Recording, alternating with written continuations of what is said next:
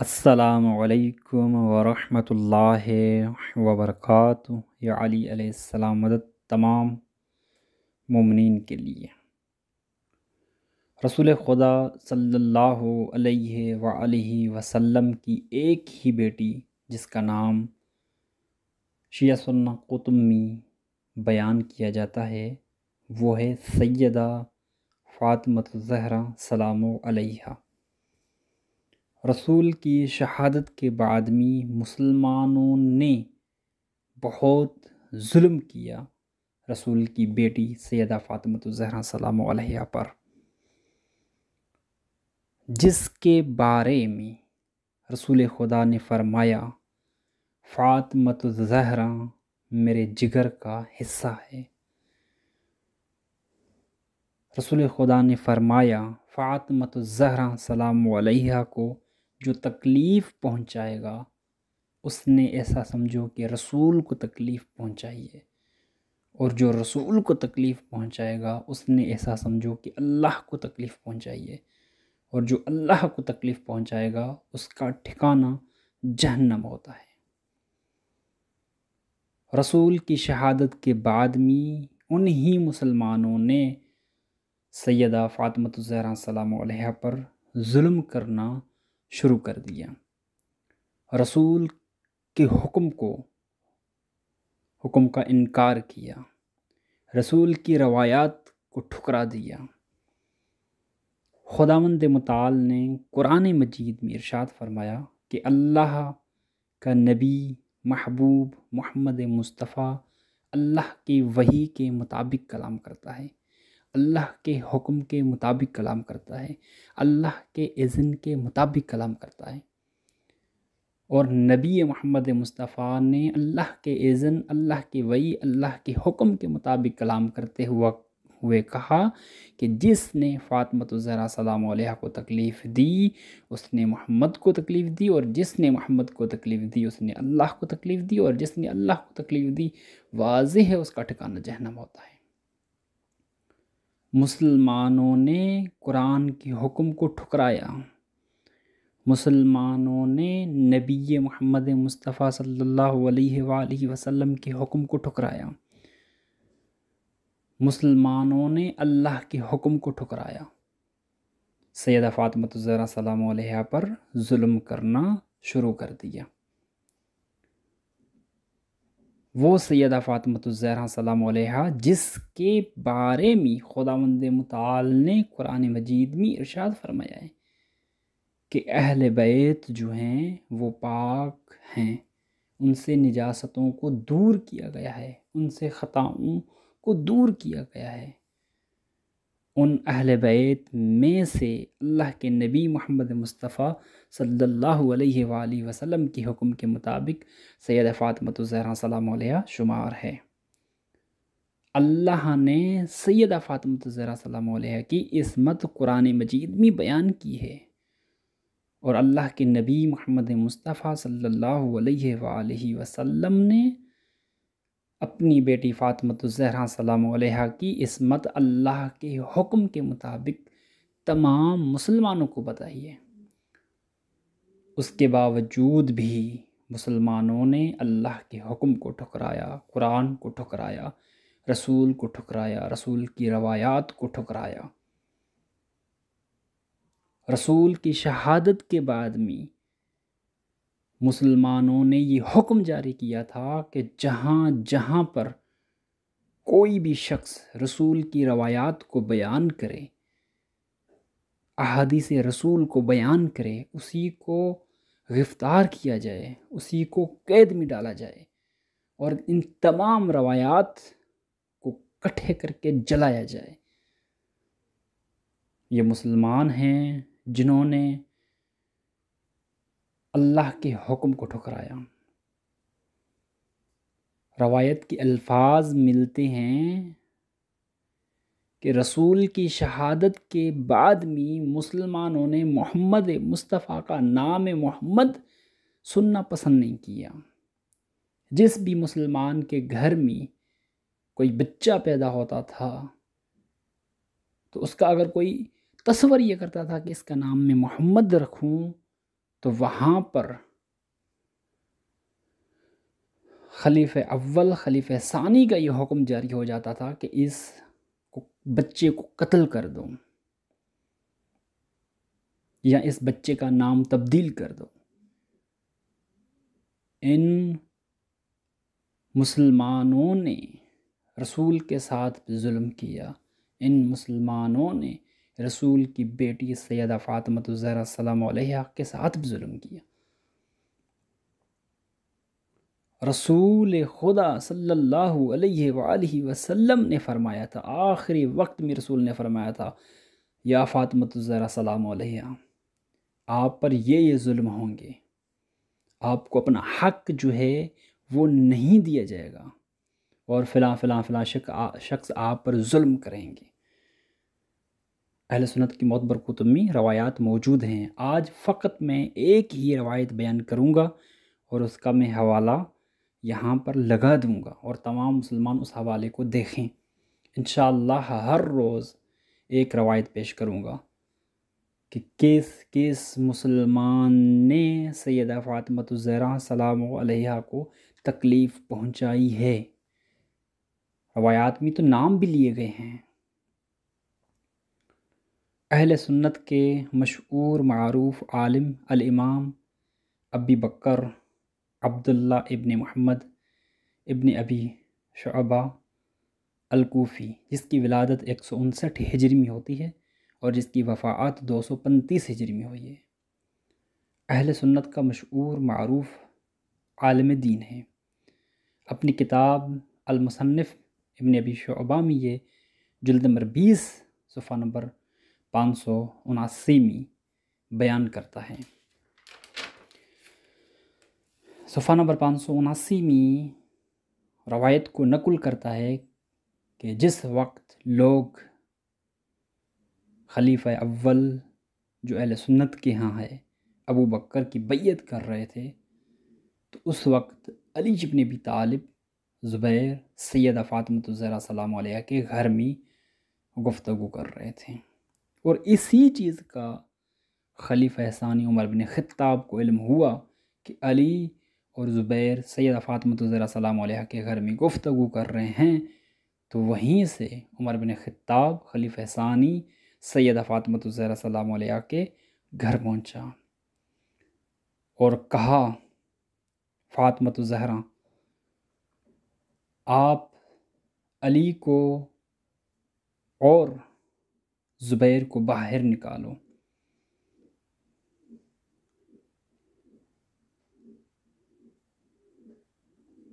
اور کہا ان دونوں کو باہر نکالو، روایات کے الفاظ ہیں۔ بعض روایات میں یہ بھی آیا ہے کہ عمر بن خطاب نے کہا، اے فاطمہ، علی کو باہر نکالو، اور عمر بن خطاب نے کہا کہ آپ رسول کی بیٹی ہو، آپ کے والد محترم ہمارے لیے محبوب ہیں، ہمارے نزدیک محبوب ہیں، اس کے بعد بھی آپ خدا کی قسم آپ سے محبت کرتے ہیں، آپ بھی محبوب ہیں، لیکن یہ بات معنی نہیں رکھتی، اس کے باوجود بھی ہم آپ کے گھر کو جلا دیں گے، اس کے باوجود بھی ہم آپ کے گھر کو جلا دیں گے، اس کے باوجود بھی ہم آپ کو تکلیف پہنچائیں گے۔ اور یہاں پر عمر بن خطاب جو ہے رسول کی بیٹی جس کا نام فاطمہ الزہرا سلام علیہا ہے، اس کو دھمکی دے رہا ہے کہ ہمیں علم ہے آپ رسول کی بیٹی ہو، آپ کا باپ ہمارے نزدیک محبوب ترین ہے، اس کے باوجود بھی اگر علی باہر نہیں آیا، یا میں ایسے کہوں کہ علی نے ابو بکر کی بیعت نہیں کی، تو ہم آپ کے گھر کو جلا دیں گے۔ یہاں پر عمر بن خطاب خلیفہ ثانی رسول کی بیٹی فاطمہ الزہرا سلام علیہا کو دھمکی دے رہا ہے۔ سب سے بڑی تکلیف تو یہ سیدہ فاطمہ الزہرا سلام علیہا کو آئی کہ رسول کی امت، یعنی اپنے بابا کی امت میں سے سب مسلمانوں نے خلیفہ اول خلیفہ ثانی کو چنا، وہی آ کر رسول کی بیٹی کو تکلیف دے رہے ہیں، وہی لوگ آ کر رسول کی بیٹی کو تکلیف دے رہے ہیں، رسول کی بیٹی کو دھمکیاں دے رہے ہیں کہ علی اگر باہر نہیں آتا یا علی اگر خاموش نہیں ہوتا، اگر علی بیعت ابو بکر کی نہیں کرتا تو ہم آپ کے گھر کو جلا دیں گے۔ یہاں پر خلیفہ ثانی جو ہے سیدہ فاطمہ الزہرا سلام علیہ کو دھمکی دے رہا ہے۔ اور آگے روایت کا مفہوم یہ ملتا ہے کہ جب حضرت علی اور زبیر فاطمہ الزہرا سلام علیہ کے گھر آئے تو وہاں پر حضرت علی بن ابی طالب کو سیدہ فاطمہ الزہرا سلام علیہ نے کہا کہ عمر بن خطاب نے اللہ کی قسم کھا کر کہا ہے کہ اگر یہ خاموش نہیں ہوتے یا ابو بکر کی بیعت نہیں کرتے تو ان سب کو اسی گھر میں ساتھ میں جلا دوں گا۔ اور عمر نے قسم کھائی ہے تو عمر اس بات پر عمل کرے گا۔ یہاں پر بہت مجھے افسوس ہوتا ہے کہ کہتے ہیں کہ یہ دونوں خلیفے جو ہیں رسول کے صحابی ہیں، سچے صحابی ہیں، رسول پر ایمان لاتے تھے، اللہ کے کلام کو مانتے تھے، رسول کے کلام کو مانتے تھے، تو میں کہتا ہوں کہ ان کا عقل کہاں گیا؟ یا ان کے پاس ذہن نہیں ہے، یا ان کے پاس سوچ ہی ختم ہو گئی ہے۔ اپنی کتب معتبر کتب میں روایات موجود ہیں، ان روایات کو پڑھیں کہ رسول کی شہادت کے بعد میں آپ کے مطابق یہ دونوں رسول کے محبوب ترین صحابی تھے، تو رسول کی بیٹی کا تو احترام کرتے، رسول کی بیٹی کو تکلیف نہ دیتے، رسول کی بیٹی کے اوپر مصیبتیں نہ لاتے، رسول کی بیٹی کا گھر نہ جلاتے۔ اگر اتنے سچے صحابی تھے، اتنی محبت رسول سے کرتے تھے، تو رسول کی شہادت کے بعد میں ان دونوں نے سیدہ فاطمہ الزہرا سلام علیہ پر ظلم کیوں کیا؟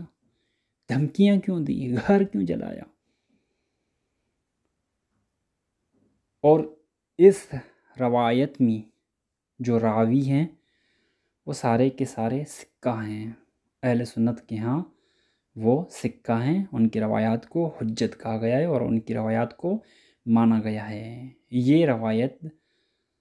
سندن بھی صحیح ہے اور متن کے اعتبار سے بھی یہ روایت صحیح ہے۔ متن، اس روایت کا متن جو ہے وہ قرآن کے مطابق ہے، قرآن کے مطابق متن ہے، اور سند کے اعتبار سے اہل سنت کے ہاں یہ روایت بالکل صحیح ہے، اس میں کوئی بھی میل اشکال نہیں ہے۔ اور اس روایت کا متن اور روایات سے بھی ملتا ہے، یہ روایت اور روایات کے بھی مطابق ہیں، جہاں پر رسول خدا نے کہا تھا اپنے آخری وقت میں کہ سیدہ فاطمہ الزہرا سلام علیہ کو آپ کے اوپر یہ ظلم کریں گے، آپ کو اپنا حق نہیں دیں گے، آپ کی یہ پسلی توڑیں گے، آپ کے یہ گھر کو جلائیں گے، علی کو لے کر جائیں گے۔ رسول نے واضحاً پہلے ہی بتا دیا تھا، لیکن بہت افسوس ہوتا ہے ایسے مسلمانوں پر جنہوں نے اللہ کے کلام کا انکار کیا، جنہوں نے نبی محمد مصطفیٰ صلی اللہ علیہ وآلہ وسلم کا انکار کیا، ان کے کلام کا انکار کیا، ان کے روایات کا انکار کیا، ان کی احادیث کا انکار کیا، ان کی سیرت کا انکار کیا، ان کی بیٹی پر ظلم کیا، ان کی بیٹی کو تکلیف دی، اور انہی مسلمانوں نے رسول کو تکلیف دی، رسول کی شہادت ہوئی، انہی مسلمانوں نے سیدہ کو تکلیف دی، سیدہ کی شہادت ہوئی، انہی مسلمانوں نے حسن کو تکلیف دی، حسن کی شہادت ہوئی، انہی مسلمانوں نے حسین کو تکلیف دی، حسین کی شہادت ہوئی، انہی مسلمانوں نے زینب سلام علیہ کو تکلیف دی، ان کی شہادت ہوئی، انہی مسلمانوں نے عباس کو تکلیف دی، عباس کی شہادت ہوئی، انہی مسلمانوں نے حسین کو تکلیف دی، حسین علیہ السلام کی شہادت ہوئی، انہی مسلمانوں نے زین العابدین علیہ السلام کو تکلیف دی، ان کی شہادت ہوئی۔ تو انہی مسلمانوں نے کسی کو نہیں چھوڑا، جو رسول کی اہل بیت تھی یا جن کے بارے میں رسول نے کہا یہ میرے بعد میں یہ 12 خلیفے ہوں گے، 12 امام ہوں گے میری امت کے لیے، ان میں سے کسی کو نہیں چھوڑا، سب کے اوپر ظلم کیا، سب کو تکلیف دی، امام حسن اصغری علیہ السلام تک سب کے اوپر ظلم کیا، سب کو تکلیف دی ہے۔ اور یہی مسلمان ہیں جن کے بارے میں آج مذہب اہل سنت والے کہتے ہیں کہ ہمارے بڑے ہیں، رسول کے قریب ہیں، رسول کے صحابی ہیں۔ بھائی رسول کے صحابی ہیں کس لحاظ سے؟ رسول کو تکلیف دی، رسول کے حکم کا انکار کیا، رسول کی سیرت کو ٹھکرایا، اللہ کے حکم کا انکار کیا، کس وجہ سے صحابی ہیں؟ جو رسول پر ظلم کرے، رسول کی بیٹی پر ظلم کرے، رسول کے نواسیوں پر ظلم کرے، نواسوں پر ظلم کرے، کیا وہ صحابی ہوگا؟ جو اہل بیت پر ظلم کرے کیا وہ صحابی ہوگا؟ جو رسول کے قریب ترین علی بن ابی طالب علیہ السلام پر ظلم کرے کیا وہ صحابی ہوگا؟ افسوس ہے مسلمانوں پر۔ والسلام ورحمۃ اللہ وبرکاتہ۔